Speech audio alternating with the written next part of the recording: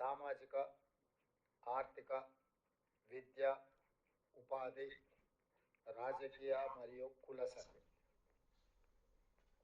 ఈ తెలంగాణ సమాజాన్ని, అదేవిధంగా ఈ దేశం మొత్తాన్ని ఎక్స్రే తీయాలి. ఒక మనిషి ఎక్స్రే తీస్తే ఆ మనిషి లోపల బయట కనిపించే సమస్యనే కాదు, లోపల దీర్ఘకాలికంగా పేరుకుపోయిన సమస్యలన్నిటిని కూడా ఎక్స్రే ఏ విధంగా అయితే బయట పెడుతుందో, ఈ దేశం యొక్క స్థితిగతులను ఈ సామాజిక, ఆర్థిక, విద్య, ఉపాధి, రాజకీయ మరియు కుల సర్వే చేస్తే అన్ని వాస్తవాలు బయటకు వస్తాయి. ఎక్స్రే తీయాలని మన నాయకుడు రాహుల్ గాంధీ గారు కన్యాకుమారి నుంచి కశ్మీర్ వరకు పాదయాత్ర చేస్తున్న సందర్భంగా 4000 కిలోమీటర్లు 150 రోజులు మండు టెండల్లో మంచు కొండల్లో నడుస్తూ ప్రజలు ఆయన దృష్టికి తీసుకొచ్చిన విషయాలను క్రోడీకరించి ఈ ఎక్స్రే కాంగ్రెస్ పార్టీ తీస్తుంది, చేస్తుంది. ఆనాడు ఎస్సీ ఎస్టీ రిజర్వేషన్లు ఇచ్చిన, ఆ తర్వాత మహిళలకు రిజర్వేషన్లు ఇచ్చిన, కొద్దిమంది రాజులకు మహారాజులకు అందుబాటులో ఉన్న బ్యాంకులను జాతీయం చేసిన, ఉపాధి హామీ పథకం తీసుకొచ్చిన, ఫుడ్ సెక్యూరిటీ చట్టాన్ని తీసుకొచ్చిన, రైట్ టు ఇన్ఫర్మేషన్ యాక్ట్ తీసుకొచ్చిన, రైతులకు కనీస మద్దతు ధర మినిమం సపోర్ట్ ప్రైస్ రైతులు పండించిన పంటకు చట్టబద్ధత కల్పించిన, ఇలాంటివి ఈ దేశ ప్రజలు ఏమి కావాలని కోరుకుంటున్నారో వాటన్నిటినీ అందరికంటే ముందు కాంగ్రెస్ పార్టీ అందించింది. ఈరోజు బలహీన వర్గాలకు సంబంధించి ఒక లెక్క తేలాలి. వాళ్ళ జనాభా ఎంత ఉన్నదో ఆ జనాభాను లెక్కించి అన్ని రకాలుగా విద్య, ఉద్యోగ, ఉపాధి, నిధుల కేటాయింపు నుంచి మొదలు పెడితే అన్ని విషయాలలో వాళ్ళకు ఒక సామాజిక న్యాయం చెయ్యాలి అని బీసీ సంఘాలు డిమాండ్ చేయకంటే ముందే రాహుల్ గాంధీ గారే ఒక నాయకుడిగా నిర్ణయం తీసుకొని వారు చెప్పడం జరిగింది. తెలంగాణ రాష్ట్రంలో మిత్రుడు శ్రీహరి గారు ఇక్కడనే ఉన్నారు. వారి నియోజకవర్గంలో కర్ణాటక రాష్ట్రం నుంచి మహబూబ్ నగర్ జిల్లా మక్తల్ కృష్ణానదిని దాటుకుంటూ మొట్టమొదట వారు అక్కడ ఉదయించే సూర్యుడిలాగా తెలంగాణ రాష్ట్రంలోకి అడుగుపెట్టిన పాదయాత్రలు దాదాపు 24-25 రోజులు ఈ తెలంగాణ రాష్ట్రంలో పాదయాత్ర చేస్తూ నిజామాబాద్ జిల్లా జుక్కల్ నుంచి మహారాష్ట్రలోకి వారు ప్రవేశించడం జరిగింది.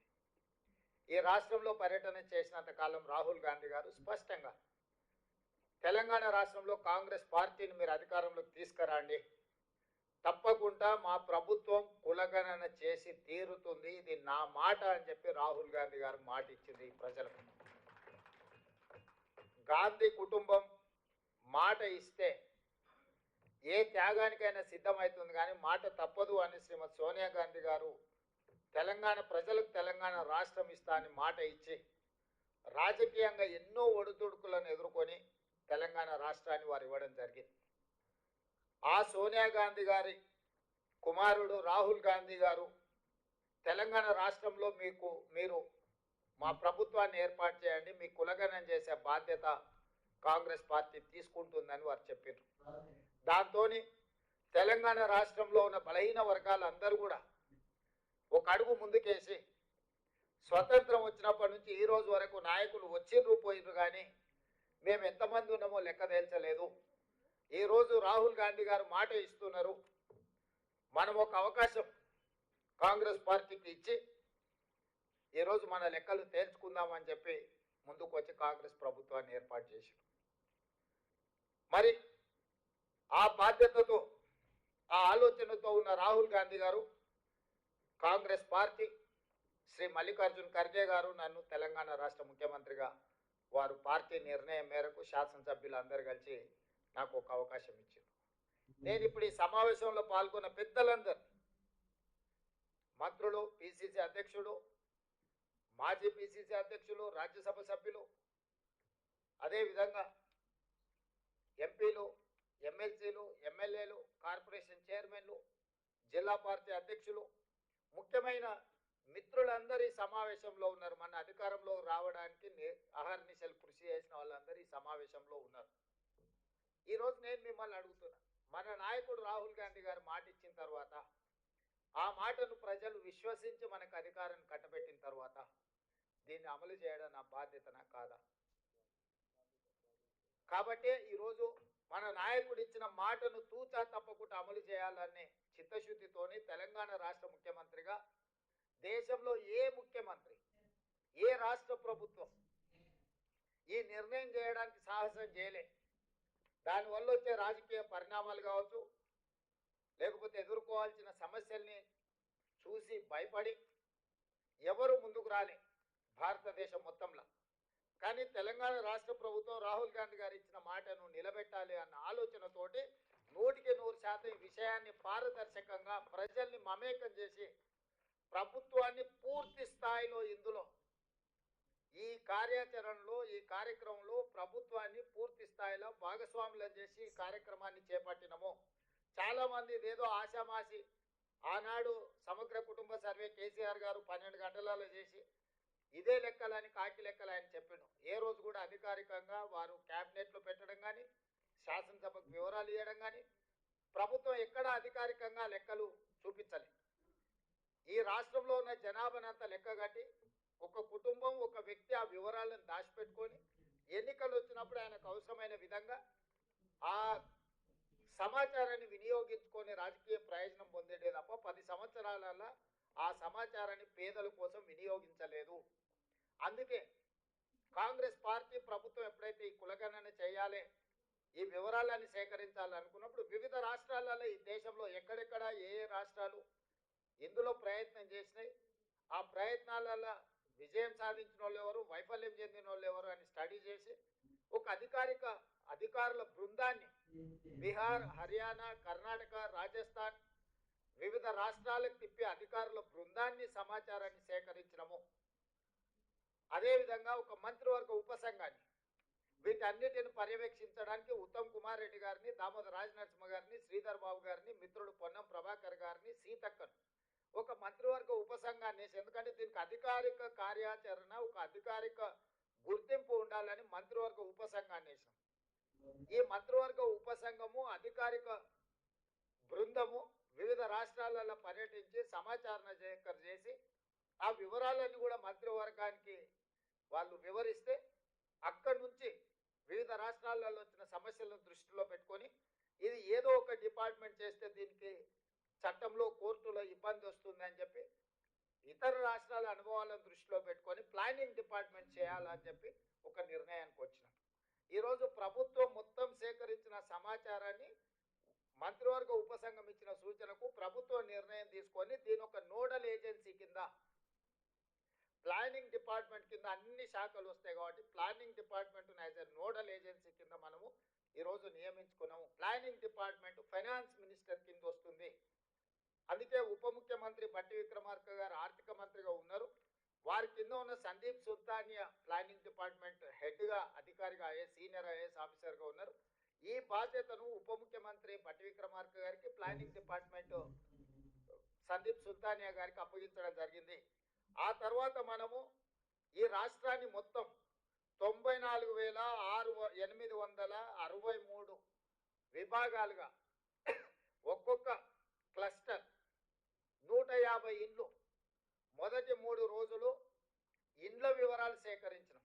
ఇట్లా ప్రతి ఇంటికి వెళ్ళి ఒక స్టిక్కర్, ప్రతి ఇంటికి వెళ్ళి ఆ ఇంటికి ఒక నెంబర్ వేసి ఫస్ట్ ఇండ్ల సమాచారాన్ని సేకరించినాం. 3 రోజులు ఇదే ప్రక్రియ మీద 94,863 మంది ఎన్రోలర్స్ ఇల్లు తిరిగి ఇంటికి స్టిక్కర్లు అంటించి ఫస్ట్ ఇండ్ల లెక్క రాసుకొచ్చారు. వీళ్ళు పనిచేస్తున్నారా లేదా అని పర్యవేక్షించడానికి 9,628 మందిని సూపర్వైజర్లు, ప్రతి 10 మంది ఎన్రోలర్స్కి ఒక సూపర్వైజర్ని పెట్టి ఈ 10 మంది ఎన్రోలర్స్ ఇల్లు తిరిగి ఇంటికి స్టిక్కర్ అంటించి ఆ ఇళ్ళ వివరాలు సేకరిస్తున్నారా లేదా అని చెప్పి సూపర్వైజర్లను నియమించినాం. వీళ్ళ మీద మండల స్థాయిలో ఒక అధికారిని వేసినాం. ఆ మండల స్థాయి అధికారుల మీద ఒక అడిషనల్ కలెక్టర్ స్థాయి, జిల్లా స్థాయి ఇంకొక అధికారిని నియమించాం. ఆ పైన కలెక్టర్ను పెట్టినాం. అంటే కలెక్టరు, అడిషనల్ కలెక్టరు, మండల స్థాయి అధికారి, ప్రతి 10 మంది ఎన్రోలర్స్కి ఒక సూపర్వైజరు, ఆ ఆ కింద ప్రతి 150 ఇళ్లకు ఒక ఎన్రోలర్.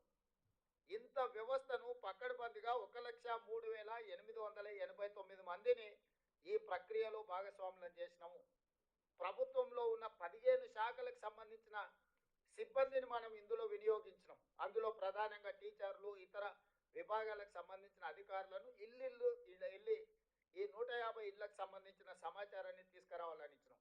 వాళ్ళకి రెగ్యులర్గా గవర్నమెంట్ ఇచ్చే జీతం ఇస్తే వాళ్ళకి ఇంట్రెస్ట్ ఉండదని చెప్పి ఈ ఎన్రోలర్స్గా పాల్గొన్న వాళ్ళకు కూడా మనం ఒక్కొక్కరికి 10,000 రూపాయలు ఇవి చేయడానికి వాళ్ళకు ప్రత్యేకంగా నిధులు ఇచ్చినాం. 160 కోట్ల రూపాయలు మొత్తం ప్రభుత్వ అధికారులు పనిచేసిన అదనంగా 160 కోట్ల రూపాయల నిధులను కేటాయించి 50 రోజులు నిరంతరం 1,03,889 మంది ప్రభుత్వ సిబ్బంది ఇల్లు తిరిగి సమాచారాన్ని సేకరించారు. ఈ సేకరించిన సమాచారం మొదట ఇళ్లకు ఇట్లా స్టిక్కర్లు అతికించి ఇళ్ల లెక్క తీసినాం. ఆ తర్వాత మొత్తం 8 పేజీల సమాచారం ఇట్లా ప్రతి పేజీలో సమాచారాన్ని సేకరించి చివరి పేజీలో 8వ పేజీలో ఇక్కడ ఇంటి యజమాని సంతకం, ఇక్కడ ఎన్రోలర్ సంతకం, ఎన్యూమరేట్ చేసిన ఎన్రోలర్ సంతకం, ఇక్కడ సూపర్వైజర్ సంతకం. ఇందులో 8 పేజీలలో ఇచ్చిన సమాచారం ఆ ఇంటి యజమాని మొత్తం చదివి ఇన్న తర్వాత సంతకం పెట్టి ఇచ్చిన సమాచారం. ఇది ప్రభుత్వ సిబ్బంది పోయి ఇంటి ముందర కూర్చోనో లేకపోతే ఇంటి బయట ఎవరినో వేరేళ్ళని అడిగి ఇంటి ఆయన ఏ కులమయ్యా లేకపోతే ఇంటి ఆయన ఏం చేస్తాడని అడిగి సేకరించిన సమాచారం కాదు. ఇవాళ ఇక్కడ ఉన్న మిత్రులందరికీ 8 పేజీలల్లా ప్రతి కాలం 57 కాలమ్స్ ఉన్నాయి. దీంట్లో ప్రతి కాలం ఇంటి యజమాని ఇచ్చిన సమాచారంతో పాటు ఇంటి యజమాని సంతకం తీసుకొని వాళ్ళ మొబైల్ నెంబర్ తీసుకొని సేకరించిన ఎన్యూమరేటర్ సంతకం పెట్టి ఈ ఎన్యూమరేటర్ మీద ఉన్న సూపర్వైజర్ సంతకం పెట్టి ప్రతి 150 ఇళ్లకు సంబంధించిన సమాచారాన్ని క్రోడీకరించి కంప్యూటరీకరించినము. 36,000 మంది డేటా ఎంట్రీ ఆపరేటర్లను సపరేట్గా ఈ 1,03,889 మంది సమాచారం సేకరించిన సిబ్బంది కాకుండా డేటా ఎంట్రీ ఆపరేటర్లను 36,000 మంది సిబ్బందిని అదనంగా తీసుకొని ఈ 36,000 మంది సిబ్బంది ఏ ఎన్రోలర్ ఎవరైతే ఉన్నాడో ఆ 150 ఇట్లాంటి 8 పేజీల సమాచారాన్ని తీసుకొని అతనే కంప్యూటర్ ఆపరేటర్ పక్కన కూర్చొని ఒక్కొక్క వివరాలు కంప్యూటర్లో ఎంట్రీ చేయించి, ఎందుకంటే గతంలో సమగ్ర కుటుంబ సర్వే చేసినప్పుడు ఎస్సీ ఎస్సీ ఉపకులాల సమాచారము ఈరోజు ఉన్నాయి 59 కులాలు. కానీ సమగ్ర కుటుంబ సర్వేలో ఒక రోజులో చేరడం వల్ల 82 కులాలుగా ఎస్సీ ఎస్సీ ఉపకులాలను రాసుకొచ్చారు వాళ్ళు. ఎందుకు 82 కులాలు వచ్చినా నేను స్టడీ చేసిన 82 ఎందుకు మోచి MOCHI ఆ కులం, కానీ కొందరు ముచ్చి అని రాసిన పోయినాడు MUCHI అని రాసిండు. ఆ కంప్యూటర్ కొట్టేటోడు మోచిని ఒక కులం కింద కొట్టిండు, ముచ్చి ఇంకొక కులం కింద కొట్టిండు. చెండాడ అని ఒక కులం ఉంది, CHA NDA DA ఉండాల్సిన దగ్గర చెండాండా అని కొట్టుకొచ్చాడు. సో అదొక కులం కింద ఇదొక కులం కింద చివరికి ఎస్సీ ఎస్సీ ఉపకులాలు 82 కులాలుగా మారినాయి. అంటే రాసుకొచ్చినోడు ఒకడు, కంప్యూటర్లో ఎంట్రీ చేసినోడు ఒకడు, ఇవి బయటికి చెప్పినోడు ఒకడు. ఎవరికి పొంతం లేకపోవడంతో సమగ్ర కుటుంబ సర్వే చంద్రశేఖరరావు ఏదైతే లెక్కలు చెప్తున్నాడో తప్పుడు లెక్కలుగా అర్థం పర్థం లేని లెక్కలుగా మారి అవి బయట పెడితే వాళ్ళ పరువు పోతుంది. ప్రభుత్వం చేసిన ఆనాటి ప్రభుత్వం చేసిన మొత్తం వ్యవహారం అంతా ప్రజలకు అర్థమవుతుందని అది ఆయన్నే సిగ్గుతోని లోపల దాచిపెట్టుకొని ఎన్నికలు వచ్చినప్పుడు ఆయనకు వాడుకున్నాడు. అందుకే బయట పెట్టలే. సో అందుకోసమని మనం ఏం చేసినామంటే ఎవరైతే ఎన్రోలర్గా ఇల్లు తిరిగి సమాచారం సేకరించాడో అతనే వచ్చి కంప్యూటర్ ఆపరేటర్ పక్కన కూర్చొని కంప్యూటర్కి ఇందులో జిల్లా పేరు, మండలం పేరు, గ్రామ పంచాయతీ పేరు, ఆవాసం పేరు అంటే హ్యాబిటేషన్ ఎక్కడ, వార్డు నెంబర్ ఎంత, ఇంటి నెంబర్ ఎంత, ఏ కోడు ప్రతిదీ ఎవరైతే రాసుకొచ్చిండో అతనే కంప్యూటర్లో ఎంట్రీ చేసి మళ్ళీ ఈ 150 దేనికి దానికి బండలు కట్టించినాం. మనం ఎన్నికలలో ఓటర్ల బ్యాలెట్ ఎట్లయితే కౌంట్ చేసినాక బండిల్ కట్టి దాచి పెడతామో రేపు ఎవరైనా గిట్లనే ఏదో ఒకటి చెత్తబాగుడు ఇది తప్పుడు లెక్కలని అంటారని చెప్పి ప్రతి 94,863 మంది ఎన్రోలర్స్ 150 ఇళ్ళకి ఏదైతే లెక్కలు రాసుకొచ్చారో ప్రతి 150ను బెండలు కట్టి మనం ప్రభుత్వం వీటిని దాచిపెట్టింది. ఇవాళ ఏ బ్లాక్లో ఎక్కడ తప్పు జరిగిందో వాళ్ళని చెప్పమని ఉంది. మనం ఆ బెండలు తీసి ఓపెన్ చేసి పోదాం ఆ ఊర్లో ఆ బ్లాక్లో పోయి మళ్ళీ క్రాస్ చెక్ చేయడానికే మనకు రెడీగా ఉంది. కంప్యూటర్ల సమాచారమే కాదు, రాసుకొచ్చిన సమాచారం కూడా ఈరోజు మన దగ్గర స్పష్టంగా నిక్షిప్తం చేసి పెట్టినము. రేపు ఎవడైనా మన ప్రాసెస్ను, మన విధానాన్ని తప్పుపట్టి ఈ బీఆర్ఎస్ వాళ్ళు, బీజేపీ వాళ్ళు ఎవరితోనో ఒకరితో కోర్టులో కేసేపించి ఈ ప్రాసెస్నే తప్పుపట్టి మొత్తం ఈ ఈ తీసుకున్న ప్రక్రియనే మొత్తం నిర్వీర్యం చేయాలని ప్రయత్నం చేస్తారు. కాబట్టి ఎలాంటి అవకాశం ఇవ్వకుండా మెటిక్యులస్గా ఈరోజు ఇట్లా సమాచారాన్ని సేకరించి డేటా ఎంట్రీ చేసి చేసినాం. ఇందులో మనకు వచ్చిన సమాచారం ఏంది? మొత్తము మనకు 3,84,74,554 మంది ఇందులో సమాచారంలో పాల్గొన్నారు. ఇది మనం రాసుకొచ్చింది కాదు. ఈ కుటుంబాలందరూ బయటికి వచ్చి ఇంత జనాభా మనతోని వాళ్ళు నమోదు చేయించుకున్న జనాభా. ఇప్పుడు జనాభా 4 కోట్లు ఉంది, లేకపోతే జనాభా మాది తగ్గింది, లేకపోతే మాది ఇంకో కొందరిది అక్కడ జరిగింది ఇక్కడ జరిగింది ఏదైతే అంటురో ఇది సెల్ఫ్ డిక్లేర్డ్ డేటా. ఇది ప్రభుత్వం ఇష్టంగా కూర్చొని ప్రభుత్వ కార్యాలయంలో కూర్చొని రాసింది కాదు. ఇల్లు తిరిగి ఇంటి వాళ్ళని అడిగి ఇంటి వాళ్ళు ఇచ్చిన సమాచారం మీద అప్లికేషన్ మీద వాళ్ళు సంతకం పెట్టుకొచ్చి ఇచ్చినాం. ఇప్పటి వరకు ప్రభుత్వంలో నమోదు చేయించుకున్న వాళ్ళు 3,54,77,554 మంది ఈ రోజు మన దగ్గర నమోదు చేయించుకున్నారు. ఈ కుటుంబాలు ఎన్ని అంటే టోటల్గా దాదాపుగా ఈ కుటుంబాలు అన్నిటిని కూడా 1,12,00,000 పైగా కుటుంబాలు ఇందులో పాల్గొన్నాయి. ఈ మిగతా వాళ్ళు ఏదైతే 3 లక్షల పైచిలకు కుటుంబాలు పాల్గొనలేదో ఒక అంచనా 16 లక్షల పైగా జనాభా, 3,56,000 కుటుంబాలు మనకి ఇందులో మన ఇండ్లు గుర్తించిన వాళ్ళు, మన ఇంటికి స్టిక్కర్ అంటించిన వాళ్ళు నమోదు చేయించుకోలేదని ఒక అంచనాకు వచ్చినాము. ఈరోజు ఈ మొత్తం ప్రక్రియనే తప్పు పడుతుంది. నేను ఇక్కడ ఉన్న మా బీసీ సోదరులు నేను అడిగేది ఒకటే, ఈరోజు ఈ ప్రక్రియను తప్పు పట్టడం ద్వారా మొత్తం ఈ వ్యవస్థని కుప్పగూల్చాలని ఒక కుట్ర జరుగుతుంది. మనోళ్ళు కూడా తెలిసి తెలియక ఏదైనా చిన్నది పెద్ద తప్పు జరిగితే మేము సరిదిద్దుకుంటామనో, లేకపోతే అవునా అట్లా జరిగిందా అని మన దాంట్లో ఉన్నోళ్ళే వాళ్ళ అతి తెలివితేటలు ప్రదర్శించి, లేకపోతే వాళ్ళ గుర్తింపు కోసం ఈ లెక్కలు తప్పను, దీన్ని అట్లా చేయండి అనో, దీన్ని ఇట్లా చేయండి అనో ఇట్లా మాట్లాడడం ద్వారా 1931లో బ్రిటిషర్స్ తర్వాత మండల్ కమిషన్ కూడా వాళ్ళు ఇచ్చిన నివేదిక బ్రిటిషర్స్ ఇచ్చిన లెక్క మీదనే బేస్ అయి మండల్ కమిషన్ ఆ రోజు నివేదిక ఇచ్చింది.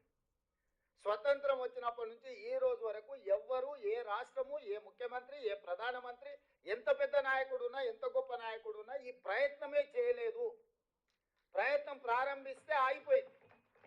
2011లో మన్మోహన్ సింగ్ గారు ఉన్నప్పుడు సోనియా గాంధీ గారు ఆదేశాలు ఇచ్చారు, డేటా కలెక్ట్ చేసిండ్రు, కానీ దాన్ని టేబుల్ చేయనీయలేదు. ఇప్పుడు మోడీ గారు నేను బీసీని అంటాడు, 12 ఏళ్ళు అయింది ప్రధానమంత్రి.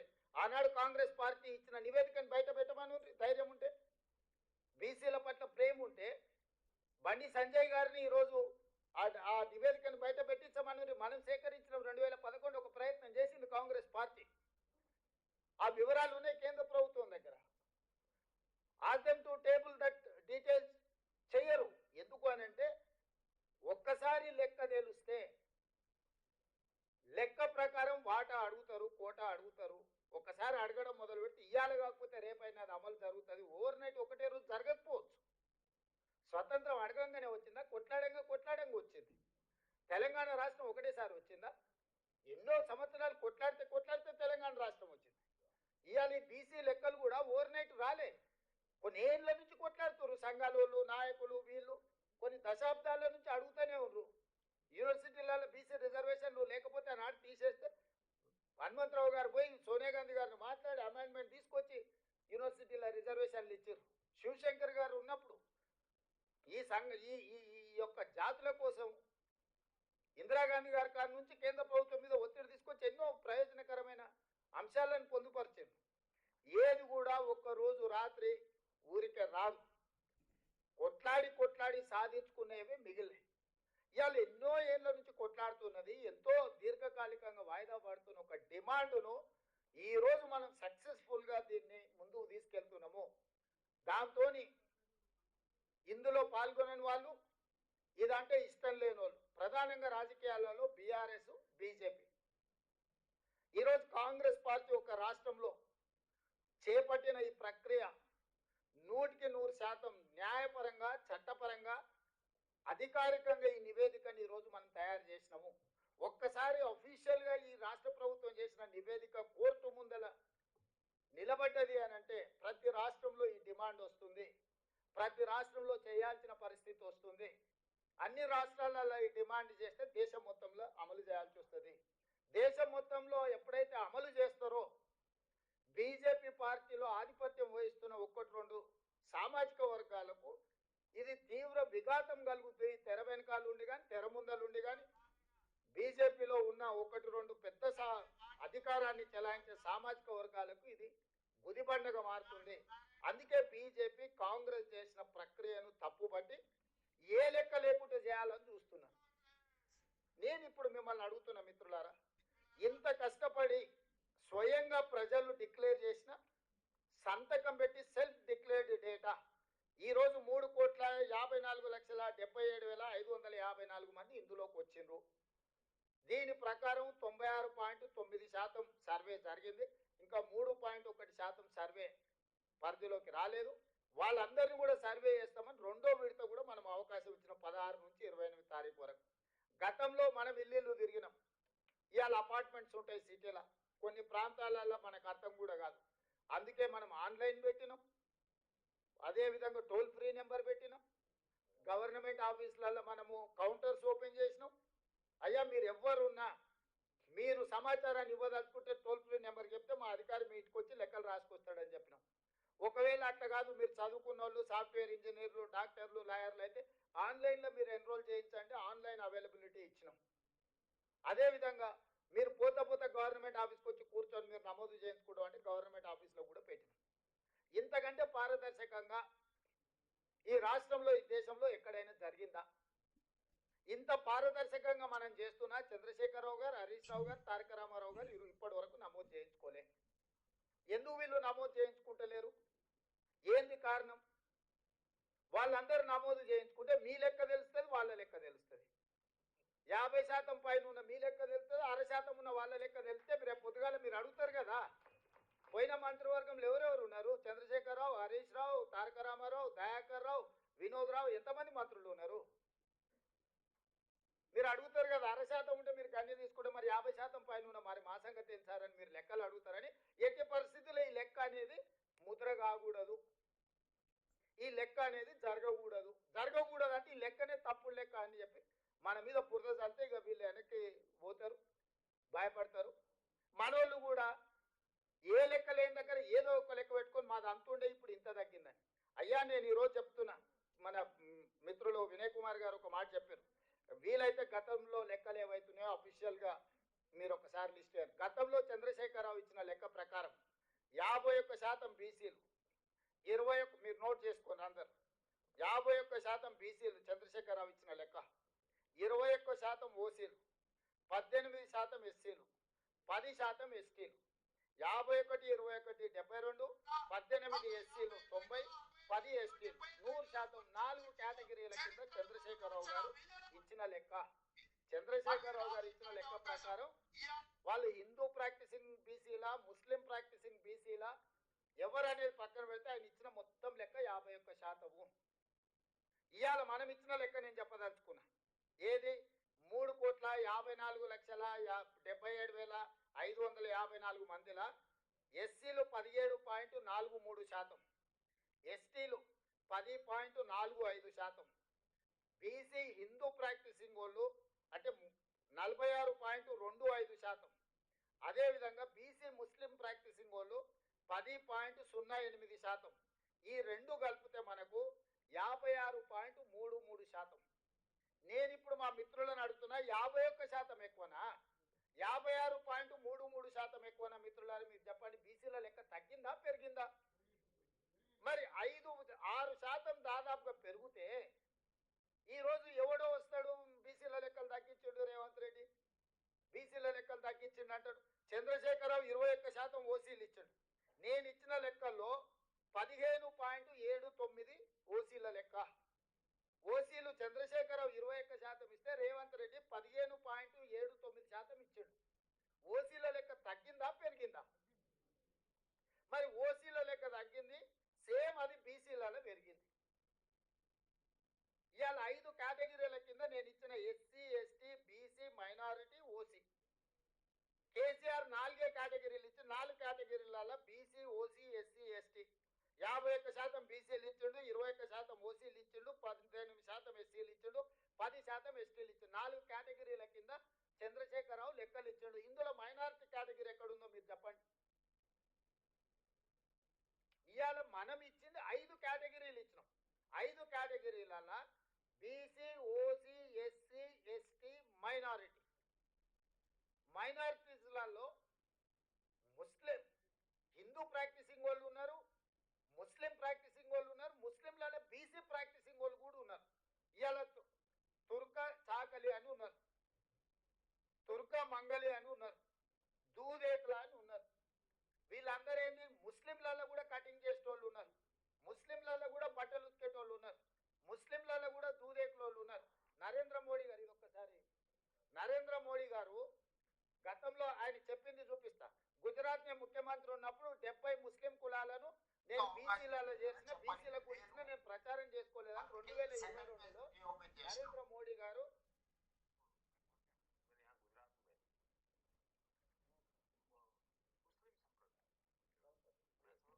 70 जातियां ऐसी हैं जो ओबीसी हैं, और मेरे गुजरात में जब मैं था उनको ओबीसी की कैटेगरी में बेनिफिट मिलता था, लेकिन कभी मैं मीडिया में नहीं देखा। మళ్ళొకసారి వినిపిస్తేనండి. बैकवर्ड नहीं, अब जैसे मेरे यहाँ गुजरात में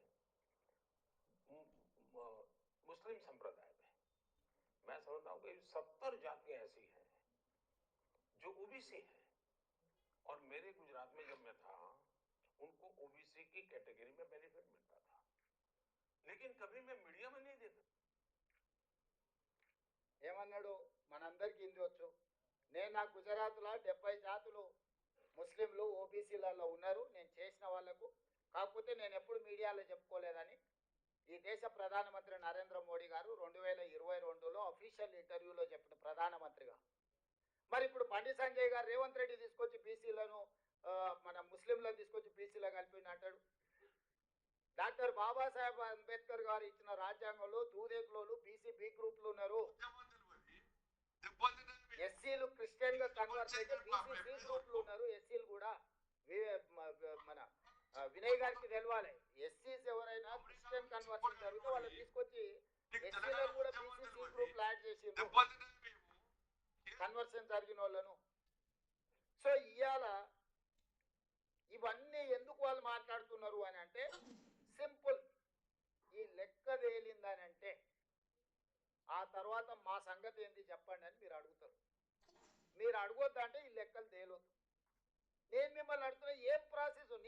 నేను చంద్రశేఖరరావుని అడిగినా, కిషన్ రెడ్డిని అడిగినా, బండి సంజయ్ని అడిగినా, లేకపోతే ఇతర నాయకులను అడుగుతున్నా, అయ్యా మేము ఒక ప్రక్రియ ద్వారా ఈ కులగణన మేము చేపట్టినము, ప్రతి మనిషి లెక్కలు వివరాలు సేకరించి వాళ్ళతో సంతకం తీసుకొని ప్రభుత్వం ఒక అఫీషియల్ డాక్యుమెంట్ ఇచ్చినాము. తప్పుడు లెక్క అని తప్పుడు మాటలు మాట్లాడకుండా ఎట్లా తప్పు లెక్క చెప్పుది. ఏ బ్లాక్ లో, ఏ ఇంట్లో, ఏ కులాన్ని నేను తప్పు రాసుకొచ్చిన 100% పారదర్శకంగా పక్కా లెక్క చేసిన ఇవాళ. ఎందుకంటే ఈ దేశానికే తెలంగాణ రోల్ మోడల్ గా నిలబడబోతుంది. ఇవాళ ఇన్నేళ్ళైనా మండల్ కమిషన్ ని, మండల్ ఆయన ఎప్పుడో బీహార్ కు ముఖ్యమంత్రి ఉండే ఆనాడు 79లో మండల్ కమిషన్ ఇచ్చి, ఈ రోజుకి ఆయన పేరు మండల్ కమిషన్ అంటే ఒక వ్యక్తి పేరు. ఎందుకు ఈ రోజు వరకు మీరు మనందరం ఎవ్వరు మాట్లాడినా మండల్ కమిషన్ మండల్ పేరు తీసుకుంటున్నాం అంటే చరిత్రలో నిలిచిపోయే ఒక గొప్ప చారిత్రాత్మక సాహసోపేతమైన నిర్ణయము. ఈరోజు రాహుల్ గాంధీ ఆదేశాల మేరకు మీరందరూ ఎన్నిక చేసి మీరందరూ అవకాశం ఇచ్చారు తెలంగాణ రాష్ట్రానికి. నేను ముఖ్యమంత్రి అయినా, తెలంగాణ రాష్ట్రానికి ముఖ్యమంత్రి అవడం అనేది ఆషామాషి విషయం కాదు. నా జీవితంలో ఈ లెక్క చేస్తే రేపు భారతదేశంలో ఎవరైనా, ఆనాడు తెలంగాణ రాష్ట్రంలో రేవంత్ రెడ్డి ముఖ్యమంత్రిగా ఉన్నప్పుడు బలైన వర్గాల లెక్క పక్కా తెలిసిండు. అది నరేంద్ర మోడీ, రాహుల్ గాంధీ గారా, లేకపోతే నేను ఇంకోరా చెప్పట్లేదు. ఎవరైనా ఈ దేశంలో ఒక నివేదిక గురించి చర్చించాలంటే తెలంగాణ రాష్ట్రం గురించి రేవంత్ రెడ్డి గురించి మాట్లాడాల్సిందే. ఇది చరిత్రలో నిలిచిపోయే చారిత్రాత్మకమైన సందర్భము. చరిత్రలో ఒక గొప్ప అవకాశాన్ని జారవిడుతుంటే అంతకంటే రాజకీయ అజ్ఞానం కానీ లేకపోతే దురుద్దేశం కానీ ఇంకోటి ఉండదు. నేను రాజకీయ అజ్ఞానంతో లేను. నేను నాయకుడు ఇచ్చిన ఆదేశాలను అమలు చేసే ఒక కార్యకర్త, క్రమశిక్షణ కలిగిన కార్యకర్తగా నా నాయకుడు ఇచ్చిన ఆదేశాలను, నా నాయకుడు తెలంగాణ ప్రజలకు ఒక మాట ఇచ్చిండు. మా ప్రభుత్వం తీసుకురండి, మీరు మీ లెక్క కట్టి పక్కాగా మీకు అప్పచెప్తామని మా నాయకుడు చెప్పిండు. సంవత్సరం తిరిగే లోపల ఆ మాట నిలబెట్టాలని ఈరోజు ఇంత గొప్ప కార్యక్రమాన్ని నేను తీసుకొని ముందరికి వచ్చిన. నాకు తెలుసు నాకు ఎన్నొత్తుళ్ళు ఉన్నాయి.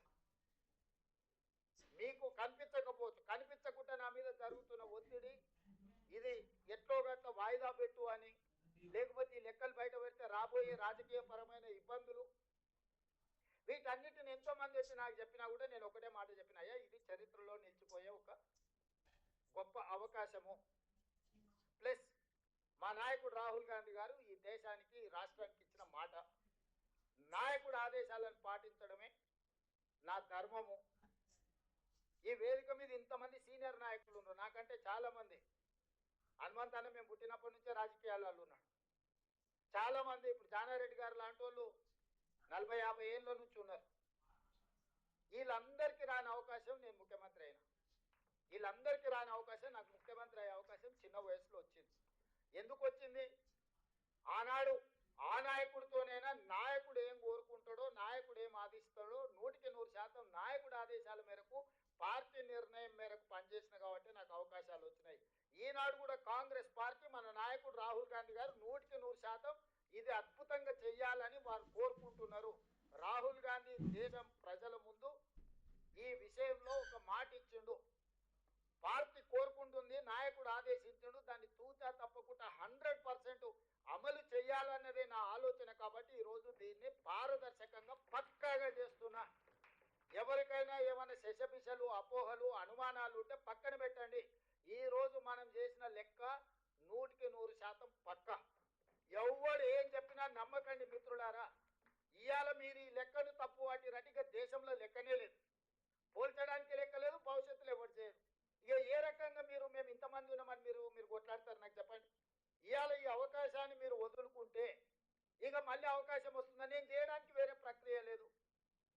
నేను చేయగలిగిన, ఈ ప్రభుత్వం చేయగలిగిన ప్రతి అంశాన్ని పరిగణలోకి తీసుకొని మన దగ్గర జిల్లాలు తిరిగినాం. డెడికేటెడ్ కమిషన్ భూసాన్ వెంకటేశ్వరరావు గారిని వేసిన ఒక BC IAS, BC commission G Niranjan గారిని కాంగ్రెస్ పార్టీ క్రమశిక్షణ కలిగిన నాయకుని బీసీ కమిషన్ చైర్మన్ చేసినాం. వాళ్ళందరి సలహాలు తీసుకొని డెడికేటెడ్ బీసీ కమిషన్ వేసి వెంకటేశ్వరరావు గారిని, వాళ్ళ ఫాదర్ కూడా గొప్ప బీసీ నాయకుడు, అట్లాంటి వాళ్ళని పెట్టి ఈరోజు ఈ ప్రక్రియ అంతా చేసినాం.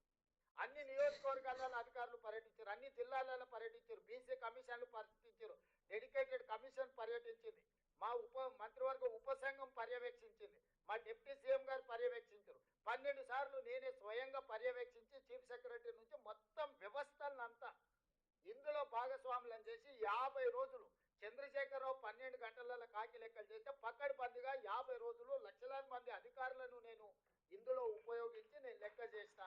ఈ లెక్కను కూడా ఇవాళ తప్పని వాళ్ళు తప్పుడు ఆరోపణలు చేస్తే మన వాళ్ళు మౌనంగా ఉంటే శాశ్వతంగా నష్టపోతారు. ఇంకే రాష్ట్రం కూడా ముందుకు రాదు. ఇవాళ ఈ రాష్ట్రంలో లెక్క పక్కా తెలిస్తే మిగతా రాష్ట్రాలలో మిగతా ముఖ్యమంత్రులందరికీ కూడా ఇది లేని పరిస్థితి వస్తుంది. మోడీ గారు కూడా చెయ్యక తప్పని పరిస్థితి కల్పించాలి. అందుకే రాహుల్ గాంధీ గారు మన పార్లమెంట్లో, లోక్సభలో బడ్జెట్ సమావేశాల సందర్భంగా మాట్లాడిండు. ఆ తర్వాత బీహార్లో మాట్లాడిండు. దేశం మొత్తం ఈ తెలంగాణలో మోడల్ని రాహుల్ గాంధీ గారు తీసుకొని దేశం మొత్తం నలుమూలలు పర్యటించి డిమాండ్ చేయాలని రాహుల్ గాంధీ గారి కార్యాచరణ తీసుకుంటుంది. కాబట్టి ఈ కార్యాచరణతో రాహుల్ గాంధీ గారు ముందుకెళ్తే నరేంద్ర మోడీ గారికి రాజకీయంగా తీవ్రమైన విమర్శను, రాజకీయంగా తీవ్రమైన వ్యతిరేకతను ఎదుర్కోవాల్సిన పరిస్థితి. ఎందుకంటే 12 ఏళ్ళు ప్రధానమంత్రి కూడా ఆయన చేయలేదు. రాహుల్ గాంధీ డిమాండ్ చేస్తున్నాడు, రాహుల్ గాంధీ తెలంగాణలో చేయించిందంటే రేపు దేశంలో ప్రధానమంత్రి 100% రాహుల్ గాంధీ గారు ఇది చేస్తారని ప్రజలకు ఒక్కసారి బలహీన వర్గాలకు నమ్మకం కలిగిందంటే రాహుల్ గాంధీ దేశానికి ప్రధానమంత్రి అవుతాడు. రాహుల్ గాంధీ ప్రధానమంత్రి అయితే మొట్టమొదట నష్టపోయేది నరేంద్ర మోడీ. నరేంద్ర మోడీ గారి పదవి పోతే బండి సంజయ్ది కిషన్ రెడ్డి ఉద్యోగం ఆటోమేటిక్గా ఊడిపోద్ది. వాళ్ళ ఉద్యోగాల రక్షణ కోసం మన ప్రభుత్వం చేసిన ప్రక్రియను మొత్తాన్ని తప్పుబట్టి దీంట్లో కొంతమంది కొన్ని సంఘాలను కొంతమంది వ్యక్తులను వాళ్ళకు ఉన్న పరిమితమైన జ్ఞానమో సమాచారం లేకపోవడం వల్లనో వాళ్ళు ఏదేదో మాట్లాడుతారు.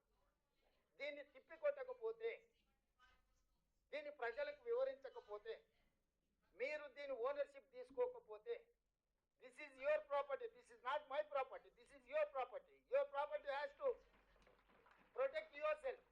మీకు ఒక ఆస్తిని జమ చేసి రాహుల్ గాంధీ గారు ఇస్తే మీరు ఆ ఆస్తిని కాపాడుకోకపోతే రేపు భవిష్యత్తులో ఏం చెప్పుకుంటారని నేను అడుగుతున్నా. ఇక్కడ ఉన్న మిత్రులందరూ, మీరందరూ చదువుకున్న వాళ్ళు, నాకంటే గొప్ప చదువులు చదువుకున్న వాళ్ళు, మీకు సోషల్ ఇంజనీరింగ్ తెలిసిన వాళ్ళు, సోషల్ రెస్పాన్సిబిలిటీ ఉన్న వాళ్ళు ఇందులో ఉండరు. మీరు ఎవరికి వాళ్ళు ఏదో లేదు రేవంత్ రెడ్డి గారు చేసి ఆయన చెప్పుకుంటారులే, పట్టి విక్రమార్క చేసి ఈయన చెప్పుకుంటారులే అంటే ఇది అల్టిమేట్ గా ఎవరికి నష్టము? మరి ఇక మీరు అందరు కట్టబట్టుకొని బయటకు బయలుదేరకుండా ఎక్కడికక్కడ మీరు ఎవరికి వాళ్ళు సైలెంట్ కూర్చుంటే, సైలెంట్ స్పెక్టేటర్స్ కింద ఉంటే ఇది 100% మీకు తీరని నష్టము. ఇక ఈ దేశంలో ఇంతకంటే ఒక పకడ్బందీ ప్రక్రియతో చేయగలిగిన రాష్ట్రం లేదు. అన్ని రాష్ట్రాలను చూసి ఒక పకడ్బందీ ప్రక్రియతోటి ఈరోజు నేను ఇది చేపట్టిన. దీన్ని మీరు కాపాడుకోండి. దీన్ని కాపాడుకోకపోతే ఇక నా శక్తి మేరకు నేను చేసిన. ఇక దీన్ని మీరందరూ కలిసి కంచేసి కాపాడుకోవాల్సిన సందర్భం వచ్చింది. దీన్ని కాపాడుకోండి. కాపాడుకోవడమే కాకుండా ప్రజల దగ్గరికి తీసుకెళ్ళాలి. కాంగ్రెస్ పార్టీ కార్యకర్తలుగా, కాంగ్రెస్ పార్టీ అభిమానులుగా రేపు రాహుల్ గాంధీ గారిని మనం ప్రధానమంత్రిని చేయాలంటే ఓ కార్యాచరణ మనకు ఉండాలి. కార్యాచరణ లేకపోతే కూడా మనం ఈ ప్రక్రియను ప్రజల దగ్గరికి తీసుకెళ్ళలేము. ఒకటి, మనం ఏ రకమైన ప్రక్రియ ద్వారా ఈ సమాచారాన్ని సేకరించి క్రోడీకరించి ఈరోజు మనం లెక్కలు చెప్తున్నాము. లెక్కలు తప్పని కాదు, ఎక్కడ తప్పు ఉందో చూపించమని సవాల్ విసురుతున్నా. కేటీఆర్ను, హరీష్ రావును, కిషన్ రెడ్డిని, బండి సంజయ్ని, రేవంత్ రెడ్డి, తెలంగాణ రాష్ట్ర ప్రభుత్వము, మహేష్ కుమార్ గౌడ్ గారు పిసిసి అధ్యక్షుడిగా ఈరోజు మేము కట్టిన లెక్క తప్పైతే ఎక్కడ తప్పు ఉందో చూపించమని సూటిగా అడుగుతున్నా. నేను ఉత్తగానే తప్పు తప్పు అని దీన్ని మొత్తాన్ని బుట్టదాఖలు చేసేదానికి కుట్ర జరుగుతుంది. కుట్రగా చేయడంలో భాగంగానే తప్పు అని మాట్లాడుతారు. ఫలానా దగ్గర తప్పు ఉందని ఇప్పటివరకు ఎవరైనా చూపించారా? ఎవరైనా మేధావులని మీటింగులు పెట్టి చెప్పేటోళ్ళు రేవంత్ రెడ్డి చేసిన ఫలానా ఊర్లో కొండారెడ్డిపల్లిలో ఫలానా దగ్గర ఈ బీసీ బదులు ఓసీ అని రాసిందని మళ్ళీ లెక్క చూపించిందా? పోనీ ఫలానా దగ్గర ఈ లెక్కలో తప్పు ఉందని ఎప్పుడని చెప్పిందా? ఏదీ లేదు. జస్ట్ బట్టగాల్చి మీద వేస్తావు, నువ్వు తుడుచుకుంటే తుడుచుకో, లేకపోతే నువ్వే కాలిపోతావు. ఆర్పుకుంటే ఆర్పుకో, తుడుచుకుంటే తుడుచుకో. సో తొండిగా మొండిగా వాళ్ళు వాదిస్తున్నారు. రాజు గొప్పడా మొండోడు గొప్పడా అంటే ఒకసారి మొండోడు గొప్పడు అన్నాడు అంటే వెనకట్టుకోవడం. ఇవాళ మనం ఇంత ధర్మంగా ఇంత కార్యక్రమం మీరందరూ ఎవరు నన్ను ఒత్తిడి ఏం చేయలే కదా, మీరు ఎవరు వచ్చి నా నాన్న ఎందుకు చేస్తలేవు అని ఎప్పుడైనా అడిగిరా? నేనే బాధ్యత తీసుకొని ఫిబ్రవరిలోనే పొన్నం ప్రభాకర్ గారితో అసెంబ్లీలో తీర్మానం చేసి అక్కడి నుంచి మంత్రివర్గ ఉపసంఘాన్ని వేసి, అక్కడి నుంచి డెడికేటెడ్ కమిషన్ వేసి, అక్కడి నుంచి బీసీ కమిషన్ వేసి, అక్కడి నుంచి అధికారులను ఇతర రాష్ట్రాలకు పంపించి, అక్కడి నుంచి మొత్తం సమాచారాన్ని సేకరించి నేను ఒక పద్ధతి ప్రకారము ఇవాళ దీన్ని చేసి ఒక లెక్క తేల్చిన. ఈ లెక్కల వల్ల ఏం ప్రయోజనం, ఆ ప్రయోజనాలు ఎట్లుండాలి, కులాలు ఉపకులాలకు ఎట్లా ప్రయోజనం చెందాలి, సెకండ్ ఫేజ్. ఫస్ట్ ఫేజ్ మీ లెక్క తెలుసుకోండి. ఇవాళ నేను మీకు చెప్పేది ఒకటే, మీ లెక్క పక్కాగా మీ సంఖ్యలు ఉందనుకో, మీరు ఎవరు అడిగినా పుస్తకం తీసి ఇట్లా ముందు పెట్టి నా లెక్క ఎంత ఉన్నది, నా సంగతి ఏందో చెప్పు అని మీకు అడగడానికి మీ దగ్గర ఏమీ లేదు, పోల్చుకోవడానికి ఏమీ లేదు, సరి చేసుకోవడానికి ఏమీ లేదు. ఈ రోజు ఫస్ట్ డాక్యుమెంట్. ఇప్పుడు రాజ్యాంగం కూడా బాబాసాహెబ్ అంబేద్కర్ గారిని చైర్మన్ చేసి ఒక రాజ్యాంగాన్ని రాసుకున్న తర్వాత పరిపాలనలో అమలు చేస్తూ పోయినప్పుడు సవరణలు చేసుకుంటూ వచ్చారు. ఒకవేళ అవసరం అనుకుంటే అప్పుడు సిచ్యువేషన్ ప్రకారం ఆ రోజు ప్రజలకు ఏం అనుకూలం ఉందో కొన్ని సవరణలు వేసినప్పుడు 76th అమెండ్మెంట్ ఇంతకుముందే వినయ్ గారు చెప్పారు. రాజ్యాంగంలో 76వ సవరణ ద్వారా మనం కొన్ని మార్పులు చేసుకున్నామని. ఈరోజు నేను అనేది కూడా ఈరోజు మనం ఇంత పకడ్బందీ నివేదిక తెచ్చినాం. రేపు దీని ద్వారా సంక్షేమం ఎట్లా అమలు చేయాలి, లేకపోతే అభివృద్ధి ఎట్లా అమలు చేయాలి, లేకపోతే సామాజికంగా ఎట్లా న్యాయం చేయాలి, ఆర్థికంగా ఎట్లా న్యాయం చేయాలి, విద్యలో ఎట్లా న్యాయం చేయాలి, ఉపాధిలో ఎట్లా న్యాయం చేయాలి, రాజకీయంగా ఎట్లా న్యాయం చేయాలి, వీటన్నిటికీ ఒక లెక్క దొరుకుతుంది. ఆ లెక్క మీరు అడగడానికి ఉంటుంది. ఇది శాశ్వతంగా చరిత్రలో నిలబడిపోయే ఒక కాంప్రహెన్సివ్ డెడికేటెడ్ కాస్ట్ సర్వే. ఇందులో ఒక బీసీల లెక్క చేయలే, రెడ్డి లెక్క ఉంది, వెల్మోల లెక్క ఉంది, కమ్మోల లెక్క ఉంది, అయ్యగార్ల లెక్క ఉంది, సేట్ల లెక్క ఉంది, చిన్న చిన్న మేరీ, ఇప్పుడు మా రాజేందర్ వచ్చిన మేరీ కాకపోతే ఆరకట్క కావచ్చు, చిన్న చిన్న మైన్యూట్ కులాలు ఉప కులాలను కూడా మనం లెక్క తీసినాము. It is not that easy. No politician can take this type of risk. I have taken that because of my leader has committed something. I wanted to deliver that. మా నాయకుడు ఒక కమిట్మెంట్ ఇచ్చి నా కమిట్మెంట్ ఫుల్ఫిల్ చేయడం, ఆయన నా మీద ఎంత విశ్వాసం ఎంత నమ్మకం ఉంటే నన్ను రాష్ట్రానికి ముఖ్యమంత్రి చేయమని ఖర్గే గారు రాహుల్ గాంధీ గారు నిర్ణయం తీసుకొని ఉంటారు. 100% నా మీద విశ్వాసం నమ్మకం పెట్టినరు ఖర్గే గారు రాహుల్ గాంధీ గారు. అంటే ఈరోజు దాన్ని నిలబెట్టుకునే బాధ్యత నా మీద ఉన్నది. అందుకే ఈరోజు లాభ నష్టాలను బేరీజు వేయకుండా, రాజకీయ ఒత్తిళ్లను లెక్క చేయకుండా ఈరోజు ఈ లెక్కలన్నిటిని కూడా నేను పక్కగా తీసిన మిత్రులారా. ఇది క్యాజువల్గా జరగలే. ఎన్నో రివ్యూస్ మీటింగ్స్, ఎన్నో ఇన్స్ట్రక్షన్స్, ఎన్నో ఫాలో అప్లు చేసి ప్రతి కలెక్టర్తో నేను మాట్లాడిన, కలెక్టర్స్ కాన్ఫరెన్స్ చేసిన, కలెక్టర్లను ఇక్కడికి పిలిచి కలెక్టర్స్తో కంప్లీట్గా ఇంటరాక్ట్ చేసిన, అన్ని కలెక్టర్లను ఎట్లా చేయాలనేది అందరు ఆఫీసర్లను నేను పర్సనల్గా సెక్రటేరియట్ పిలిచి గంటల కొద్దీ కూర్చోబెట్టి వాళ్ళందరికీ సూచనలు ఇచ్చి, ఎక్కడ కూడా మిస్టేక్ జరిగితే అసలు ప్రభుత్వం ఎవరిని స్పేర్ చేయదు, ఎవరిని క్షమించదు అని చెప్పి వాళ్ళందరిని కూడా ఒక క్రమశిక్షణతో కూడుకున్న కార్యాచరణతో ఈరోజు ఈ లెక్కలు తేల్చినాము. ఈ 16 నుంచి 28 వరకు కూడా రెండో విడత ఎవరైతే నమోదు చేయించుకోలేదో వాళ్ళ లెక్కలు వచ్చిన తర్వాత దీనికి చట్టబద్ధత కల్పించడానికి మనం పూర్తిగా నిర్ణయం తీసుకున్నాము. That is final document. ఎందుకంటే రేపు కోర్టు ఏమంటది, ఏదైనా పరిస్థితిలో నువ్వు ఫెయిర్ ఆపర్చునిటీ ఇవ్వలేదు, లేకపోతే నువ్వు ఒక ప్లాట్ఫామ్ ఇవ్వలేదు, నువ్వు హడావిడిగా ఏదో లెక్కలేసి క్లోజ్ చేసినావు, ఇట్లాంటి చిన్న చిన్న కోర్టులో ఏదైనా మన అందరికీ ఒక అవకాశం ఇవ్వలేదు నువ్వు అంటారని సెకండ్ ఫేజ్ కూడా మళ్ళీ పూర్తి స్థాయిలో పబ్లిసిటీ కల్పించి అన్ని రకాల ప్లాట్ఫామ్స్ వాడినాం.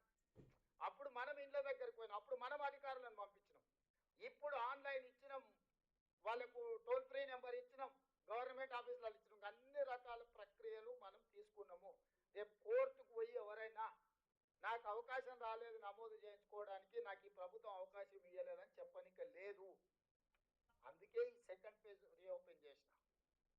వాళ్ళంటారు ఇది తప్పు లెక్క కాబట్టి అందుకే సెకండ్ ఫేజ్. అరే పిచ్చోడా, చేసిన లెక్క 100% కరెక్ట్. ఎవరైతే ఇందులోకి 3.1% బయట ఉన్నారో బయట ఉన్న వాళ్ళని బడికి రమ్మని మళ్ళీ పిలిచినాం. బయట ఎవడు ఉన్నాడా, లెక్కలకు రాకుండా చంద్రశేఖరరావు, హరీష్ రావు, తారక రామారావు ఉన్నాడు. జనాభా లెక్కలలోనే లేరు. జనాభా లెక్కల నుంచి కొట్టేయాల్సిన పరిస్థితి వచ్చింది. నేను మా సంఘాల మిత్రులు చెప్తున్నా, వాళ్ళు ఇంటి ముందర పోయి డప్పు కొట్టురు, మేల్కొల్పు డప్పు. మా సంఘాలలో చేసినోని నన్ను తిడతారేందా, చేసినోని నిలబెట్టి లైన్లో నిల్చోబెట్టి లెక్కలు కట్టకుండా. ఇవాళ బీసీ సంఘాలకు నా విజ్ఞప్తి ఒకటి, అరే ఇంత కష్టపడి మీకోసం తలబగల కొట్టుకొని మీకు ఏదో ఒకటి చేయాలా, మా నాయకుడు చెప్పిండు, దీన్ని ఎట్లో గట్లా ఒక పట్టాలు ఎక్కించాలని నేను ప్రయత్నం చేస్తే మళ్ళీ నన్నే రాళ్ళతో కొడుతారు.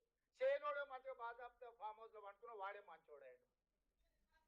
తండ్రి చేయడు, కొడుకు చేయడు, అల్లుడు చేయడు, లెక్కలకే రావంటారు, మీరు లెక్కనే లేరంటారు. వాళ్ళేమో మంచోళ్ళు అయిపోయారు, వాళ్ళ సంఘాల మీటింగులు వాళ్ళు పెడితే వాళ్ళ దగ్గర పోయి మనోళ్ళు కూర్చుంటారు. ఇంత కష్టపడి చేసిన రేవంత్ రెడ్డిని విలన్ చేస్తుంది. వద్దనేటోడు ఎట్లా వద్దన్నాడు, వాడు విలనే.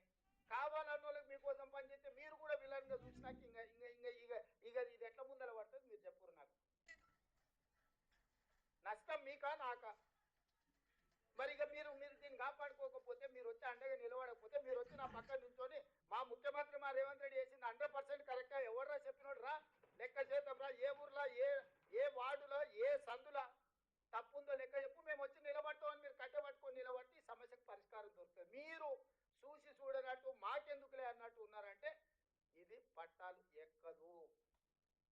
దీన్ని పట్టాలు ఎక్కించుకొని రైలును పరిగెత్తించి మీరు అనుకున్న గమ్యం చేరాలంటే ఇక మీదే బాధ్యత. నా బాధ్యత అయిపోయింది. అసెంబ్లీలో పెట్టి లెక్కలు చేసి దీనికి చట్టబద్ధత కల్పించే వరకు ముఖ్యమంత్రిగా నా బాధ్యత అయిపోయినట్టే. ఆ నుంచి ముందుకు తీసుకెళ్లాల్సిన బాధ్యత మీదే. ఇది రీలే రన్. నేను ఇక మీ చేతికి అందిస్తున్నా. రన్నింగ్లో ఒక్కడే ఉరకకుండా నలుగురు ఉరుకుతారు కదా, రీలే రన్ 4x4. ఇక నేను మీకు అందజెప్తా, రేపు అసెంబ్లీలో చట్టం చేసి మీకు అప్పచెప్తే మీరు తీసుకొని దీన్ని ఎట్లా ముందు కూర్పుతారో ఇంకా మీ ఇష్టం. ఈడున్న వాళ్ళందరూ స్టేక్ హోల్డర్స్. ఇవాళ అందుకే నేను మా అధ్యక్షుడిని మా పొన్నంను అడిగిన, అయ్యా అందరిని వీళ్ళు నేను ఒకసారి మాట్లాడదలుచుకున్నా. ఇంత కష్టం చేస్తే మంచి అనకపోతే కానీ తిడుతుంటే ఆపకపోతే ఎట్లా? ఎట్లాగ ఇష్టం లేనోడు తిట్టబట్టే, వాడు రాళ్ళు కొట్టబట్టే. మరి ఇవాళ ఇక మీకోసం ఇంత కొట్లాడి ఇంత చేస్తే అరే మావాడు మాకేదో చేసిండే అని మీరు అనకపోతే, మా నాయకుడు రాహుల్ గాంధీ ఒక మంచి చిత్తశుద్ధితోని ముందుకు వచ్చాడు, మా రాహుల్ గాంధీ గారు చెప్పబట్టి మా నాయకుడు చేసిండని మీరు చేయకపోతే ఎట్లా? అందుకే ఒక కార్యాచరణ పెట్టుకున్నాం. ఎన్ని కులాలు ఉన్నాయో ఎవరికి వాళ్ళు వాళ్ళ సామాజిక వర్గం బాధ్యత తీసుకోండి. ఎవరి వాళ్ళు మీ సంఘం మీటింగ్ పెట్టుర్రి. మీరు 1000 మందితో పెడతారా, 10,000తో పెడతారా, ఎవరి వాళ్ళు ఏ వర్తికల్ వాళ్ళు తీసుకోండి. మార్చి 10 లోపల అన్ని సంఘాలలో వాళ్ళ సంఘం మీటింగ్ పెట్టుర్రి. అయ్యా ఈ లెక్క పక్కాగా ఉంది, ఈ లెక్క ప్రకారం మీ డిమాండ్స్ ఏమున్నాయో అందులో తీర్మానం చేయరు. మీరు రాజకీయంగా ఏం కోరుకుంటారు, ఆర్థికంగా ఏం కోరుకుంటారు, బడ్జెట్లు ఏం కోరుకుంటారు, లేకపోతే మీ ఉద్యోగాలు ఏం కోరుకుంటారు, ఉపాధి ఏం కోరుకుంటారో మీరు అందులో తీర్మానం చేసుకోండి. ఇవాళ ఈ లెక్కను మీరు ఏ మాత్రం కాదు కూడదు అన్నారంటే ఇంకా జీవితంలో మళ్ళీ ఇది రాదు. ఇవాళ ఇందులో చేరని వాళ్ళు ఎవరంటే వాళ్ళు చేరిన రోజు ఆటోమేటిక్గా నెంబర్ పెరుగుతుంది. ఇప్పుడు పాపులేషన్ ప్రతి 10 సంవత్సరాలకు ఒకసారి చేస్తాం. 2011లో లెక్క చేసినాం, ఓ లెక్క తేలింది. 2021 చేయాల్సింది మోడీ గారు చేయలేదు. ఎందుకనంటే కులగణన కూడా జనగణనలో కులగణన చేరుస్తే మొత్తం లెక్కలు తేలితే వాళ్ళ పెట్రోల్ ఎవరైతే అనుభవిస్తారో వాళ్ళ బండారం బయట పడుతుంది, వాళ్ళు ఆపిరు. ఇప్పుడు మనం ఒత్తిడి చేస్తే 25నో 26లో అనే జనగణన చేస్తాడు కదా, ఆ జనగణనలో కులగణన చేస్తామని మనం డిమాండ్ చేస్తామని వాళ్ళు వద్దంటారు. ఇవాళ జనగణన చేసి కులగణన చేసినప్పుడు ఆటోమేటిక్గా 11 తర్వాత 25నో 26లో వేస్తే జనాభా పెరుగుతుంది కదా. ఇవాళ ఒకటి మనం ఛాలెంజ్ చేయాలంటే బీజేపీ వాళ్ళకి నేను చూడుగా ఛాలెంజ్ చేస్తున్నా. మీరు జనగణనలో కులగణన చేయండి, అప్పుడు నా లెక్క తప్పు ఒప్పు మీకే పక్కగా తెలుస్తుంది. మీకు చిత్తశుద్ధి ఉంటే నా అఫీషియల్ డాక్యుమెంట్ను మీరు అఫీషియల్గా మీరు కౌంటర్ చేయదలుచుకుంటే రేపు జరగబోయే జనగణనలో కులగణనను చేసి లెక్కలు చేయాలి. చేసి మోడీ గారి డాక్యుమెంట్ ఏంటో తీయండి, రాహుల్ గాంధీ గారి డాక్యుమెంట్ పక్కన పెట్టాం. ఎవరు లెక్క తప్పు ఎవరు లెక్క నువ్వు లెక్క చేయకుండానే లెక్క నా లెక్క తప్పు అంటున్నావు. ఎట్లా కన్యాకుమారి నుంచి కాశ్మీర్ వరకు చాలా పెద్దది. తప్పుడు మాటలకు స్టేట్ కి డిస్ట్రిక్ట్ కావాలి. ఇవన్నీ అర్థం అవ్వాలంటే మీకు చాలా అందుకే ఈ సమావేశాలు చెప్పలే కదా. ఒకటి రాబోయే కేంద్ర ప్రభుత్వం చేపట్టబోయే జనగణనలో కులగణనను చేర్చాల్సిందే తీర్మానం. ఏం తీర్మానం అని అర్థం చేసినాం మీ అందరి ఆమోదంతో. ఇది రెండవది, ఏ సామాజిక వర్గ రెజల్యూషన్ మూవ్ చేస్తున్నా మీరు అందరు ఈ రెజల్యూషన్ కు మీరందరూ కూడా మద్దతు ఇవ్వాలి. రెండవది, ఏ సామాజిక వర్గాల ఆ సామాజిక వర్గాల సమావేశాలు పెట్టండి. మీరు ఆ సమావేశాలు పెట్టకుండా మీరు దీన్ని ఓన్ చేసుకోకపోతే ఇది అనాథ అవుద్ది. దీన్ని అనాథం చేయకండి. ఈ నివేదికను ఈ వివరాలను అనాథం చేయకండి. మీరు ఆదరించండి, మీరే దాన్ని సొంతం చేసుకోండి. సొంతం చేసుకున్నప్పుడే మీకు ప్రయోజనం ఉంటుంది. ఈ రోజు ఇక్కడ ఈ వేదిక మీద చాలా మంది మిత్రులు ఉన్నారు. గౌడ్ సమావేశం గౌడ్స్ చేయండి, యాదవుల సమావేశం యాదవులు చేయండి, ముదిరాజుల సమావేశం ముదిరాజులు చేయండి, అదేవిధంగా పద్మశాలీల సమావేశం పద్మశాలీలు చేయండి, కురుబలు, ఇట్లా ఏ సామాజిక వర్గం నేను ఒక్కటి కాదు ఏవైతే 104 కులాలకు సంబంధించిన అన్నారో ఎవరి శక్తి మేరకు వాళ్ళకు. నేను మా శ్రీనివాస్ చెప్తున్న ఆరకట్క సమావేశాన్ని నువ్వు మొదలుపెట్టు శ్రీనివాస్, ఇమ్మీడియట్గా నేను నీకు బాధ్యత ఇస్తున్నా. మిగతా అట్లా ఎవరికి వాళ్ళు వాళ్ళ సామాజిక వర్గానికి మీరు గ్రౌండ్ తీసుకుంటారా, మీరు ఫంక్షన్ హాల్ తీసుకుంటారా, మీరు ఏం తీసుకుంటారు, మీరు ఏం చేయగలుగుతారో మార్చి 10 తారీఖు లోపల అన్ని సామాజిక వర్గాలకు సంబంధించిన వాళ్ళు ఎవరికి వాళ్ళు వాళ్ళ సామాజిక వర్గాలకు పెద్ద ఎత్తున సమావేశం పెట్టి ఈ లెక్క పక్కా ఉంది, మేము దీన్ని ఆమోదిస్తున్నాం, దీని ప్రకారం మాకు సామాజికంగా ఆర్థికంగా విద్య ఉపాధి రాజకీయంగా అవకాశాలు కావాలని మీరు తీర్మానం చేయండి. మీ తీర్మానాలన్నింటిని తీసుకెళ్ళి నేను రాహుల్ గాంధీ గారి ముందర పెడతా. మా రజక సోదరుల తరఫు నుంచి మా శంకర్కు చెప్తున్నా, నేను మా రజకులు అందరినీ రాష్ట్రంలో ఉన్న వాళ్ళు అందరినీ సమావేశం పెద్ద మీటింగ్ పెట్టమని శంకర్కి ఆదేశాలు ఇస్తున్నా. నేను మా కుర్మ యాదవ్ మా కుర్మ సోదరులు ఉన్నారు, ఎమ్మెల్సీ గారు ఎక్క మల్లేశం గారు, మిగతా సామాజిక వర్గాలకు కూడా ఎవరికైనా కష్టాలు ఉంటే వారు ఇంత సాయం చేస్తారు. రేపు చేసినప్పుడు మా ఒడేర్లు ఉన్నారు, జయపాల్ ఉన్నాడు, మా సరితమ్మ ఉంది. ఈ దీంట్లోనే అంటే నేను కొన్ని ఉదాహరణ చెప్తే ఏ సామాజిక వర్గం వాళ్ళు ఆ సామాజిక వర్గం మీ చేతనైన కాడికి మీ యూనిటీని ప్రదర్శించండి. మీరందరూ కలెక్టివ్గా దీన్ని ఓన్ చేసుకోండి. అప్పుడే దీనికి ఒక లీగల్ శాంటిటీ వస్తుంది. దీనివల్ల రాజకీయంగా కానీ ఆర్థికంగా కానీ విద్య కానీ ఉపాధిలో కానీ మీకు ప్రయోజనం ఉంటుంది. మీరు ఇది ఓన్ చేసుకోకుండా మీరు ఏదో కావాలని ఆశిస్తే ఏమి రాదు, ఏమి రానియరు. చంద్రశేఖరరావు రానియాడు, కిషన్ రెడ్డి రానియాడు, వాళ్ళ జతకు బండి సంజయ్ కూడా తోడాడు. బండి సంజయ్ మోడీ ఓటు చెప్తే బండి సంజయ్ ఓటు చేస్తాడానే? మీరు చెప్పండి. మా రాహుల్ గాంధీ చెప్పిండు కాబట్టి నేను చేసిన.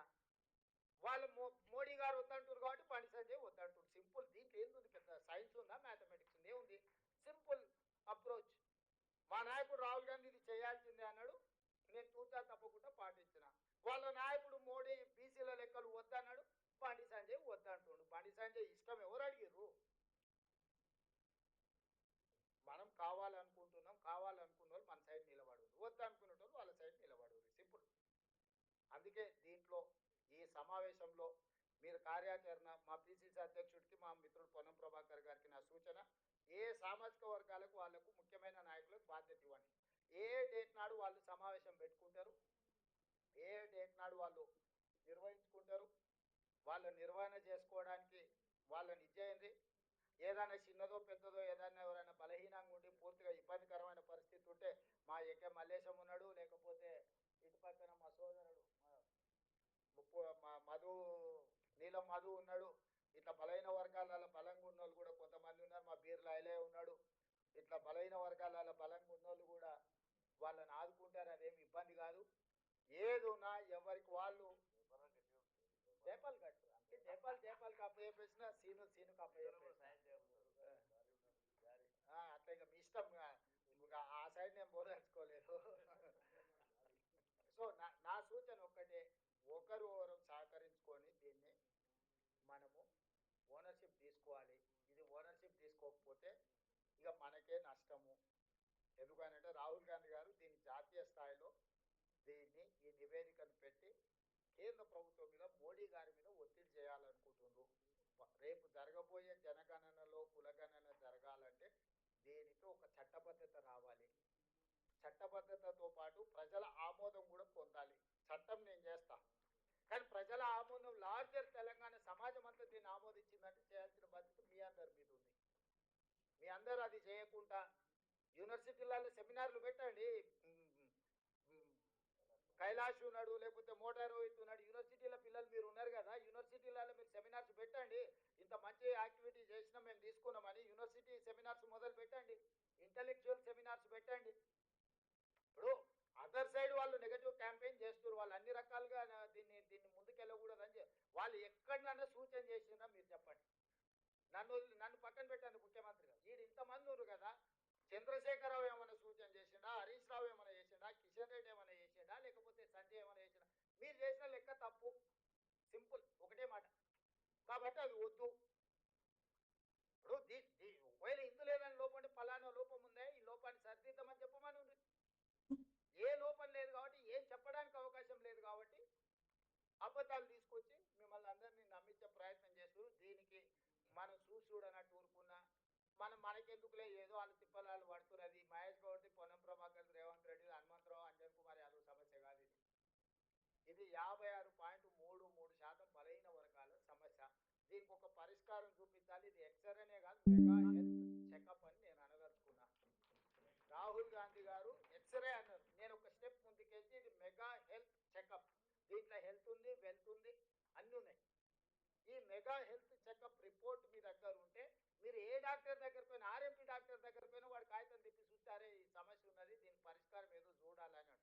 మీకు అసలు ఏ హెల్త్ చెకప్ లేకుండా మీరు ఎట్లా భవిష్యత్తులో ముందుకు పోతారు మిత్రులారా? సో దీన్ని మీరు అవతల కుట్రని తిప్పికొట్టుకుంటూనే దీన్ని ఎట్లా మనం ముందుకు తీసుకెళ్లాలని కూడా కార్యాచరణలో ఎంతసేపు వాడు మనల్ని తిట్టిన వాడు మనం వాళ్ళు తిట్టడం కాదు. భవిష్యత్ కార్యాచరణ కూడా మీరు అంత ఇంటెలెక్చువల్స్ ఉన్నారు, ఇంటెలెక్చువల్స్ పెట్టి దీన్ని ఎట్లా ముందుకు తీసుకెళ్ళాలి. రాహుల్ గాంధీ గారు మాకు ఒక సూచన చేసిండు, ఇంటెలెక్చువల్స్ ఒక న్యూట్రల్ కమిటీ వేయండి. ఆ న్యూట్రల్ కమిటీ పార్టీ ఇచ్చే సూచనలు మనం రేపు పొద్దుగాల దీన్ని ఎట్లా ముందుకు తీసుకెళ్లాలా అని ఇదంతా కన్సెన్సస్ బిల్డ్ చేసే ఒక ప్రాసెస్. రాజ్యాంగం కూడా ఓవర్ నైట్ జరగల. ఎన్నో రకంగా చర్చలు చేసి ఎన్నో కమిటీలు వేసి ఎంతో మంది చేసుకొని చేస్తే రాజ్యాంగం వచ్చింది. వచ్చిన రాజ్యాంగాన్ని కూడా మనం పరిస్థితులను బట్టి అమెండ్మెంట్ చేసుకుంటూ వచ్చినాం.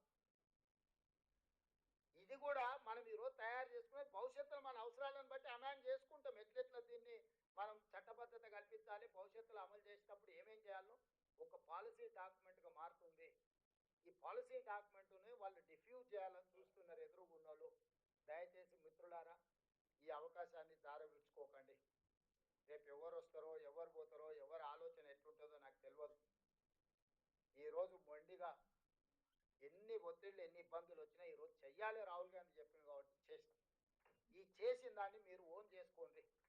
మీరు ఎవ్వరు కష్టపడాల్సిన లేదు. కష్టం అంతా మేము చేస్తాం.